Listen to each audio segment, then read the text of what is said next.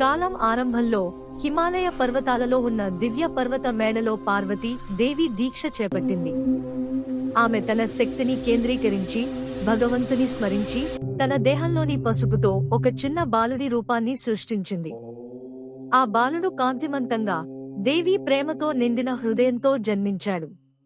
ఆమె అతనికి జీవం పోసి గణపతి అని పేరు పెట్టింది.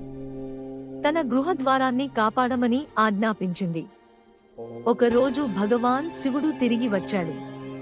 కాని గణపతి తల్లి ఆజ్ఞతో ద్వారాన్ని కాపాడుతూ ఉన్నాడు. శివుడిని ఎవరో అని గుర్తించలేక అతను ఆపేశాడు. శివుడు కోపంతో త్రిశూలాన్ని ఎత్తాడు. దేవాలయ ప్రాంగణం గర్జించింది. ఆకాశం చీకటిగా మారింది. భయంకరమైన యుద్ధం జరిగింది. చిన్న గణపతి ధైర్యంగా నిలబడ్డాడు. కానీ చివరికి శివుడి శక్తి ముందు ఆ బాలుడు ప్రాణాలు విడిచాడు.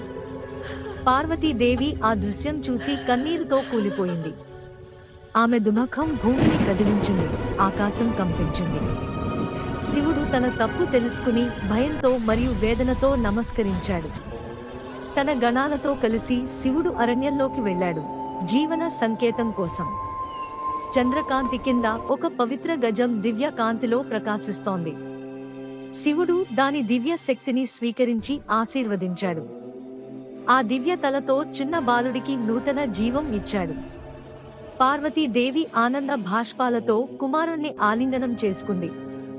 దేవతలంతా సంతోషంతో పుష్పవర్షం కురిపించారు. శివుడు చిరునవ్వుతో అన్నాడు, ఈ రోజు నుండి నీవే గణాధిపతి. ముందు నీ పూజ చేస్తారు. అలా జన్మించాడు శ్రీ వినాయకుడు.